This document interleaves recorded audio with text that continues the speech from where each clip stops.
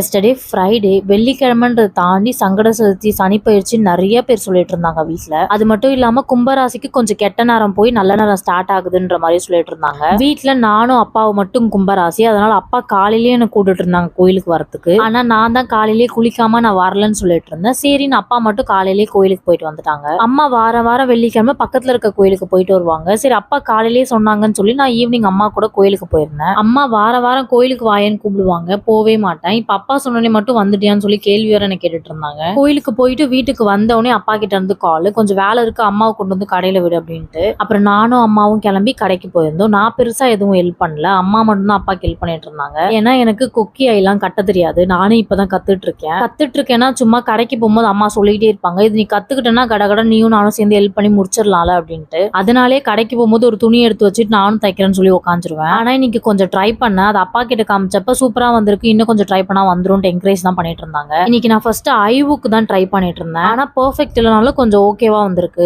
Try பண்ண அழகா வந்துரும்னு நினைக்கிறேன். அப்பாக்கு கடகடன் வேலையெல்லாம் முடிச்சு கொடுத்துட்டு வா கிளம்பலாம்னு சொல்லி உடனே கூப்பிட்டு வந்துட்டாங்க. எங்கன்னு கேட்டா மாசி மகத்துக்கு வந்த சாமியில ஒரு சில சாமிலாம் இப்பதான் வீட்டுக்கு போறாங்களாம். அதாவது ரொம்ப லாங்ல இருந்து வந்த சாமிலாம் எஸ்டர்டே தான் அவங்க ஊருக்கு போயிருக்காங்க. அதனால போய் தீபார்த்தனை கொடுத்துட்டு வந்துடலாம்னு சொல்லி கூப்பிட்டுருந்தாங்க. ஆக்சுவலா ஒரு பிளானோட தான் கிளம்பி வந்திருக்காங்க போல. ஸ்டார்டிங் பார்த்த உடனே செஞ்சு பெருமாள் நின்று இருந்தாங்க. சரி அவங்களுக்கு ஒரு தீபார்த்தனை கொடுப்போம் ஃபர்ஸ்ட் அவங்களுக்கு கொடுத்துட்டாங்க. ரெண்டாவது தீபார்த்தம் மயில முருகருக்கு தான் கொடுப்பாங்களாம். முருகர் எங்க நின்று இருக்காருன்னு கேட்கும்போது பக்கத்து ரோல் நிக்கிறாங்கன்னு சொல்லிட்டு இருந்தாங்க. ஆனா அங்க போய் பார்த்தா ஒரு 2-3 தெரு தள்ளி நிக்கிறாரு. முருகரையும் பார்த்துட்டு தீபார்த்தனை கொடுத்துட்டு இந்த வண்டியை தேடினா வண்டி எங்க விட்டன்றது எனக்கு தெரியல. கூட வந்த அம்மா இப்படி போலாம் அப்படி போலாம்னு சொல்லி சாமியை தான் சுத்தி வந்துட்டு இருக்காங்க. அங்க எல்லாம் முடிச்சுட்டு வண்டி கிட்ட வர்றதுக்கே மணி 11:15 கிட்ட ஆயிடுச்சு. அதுக்கப்புறம் வண்டியும் கண்டுபிடிச்சு வீட்டுக்கு கிளம்பி வந்தாச்சு.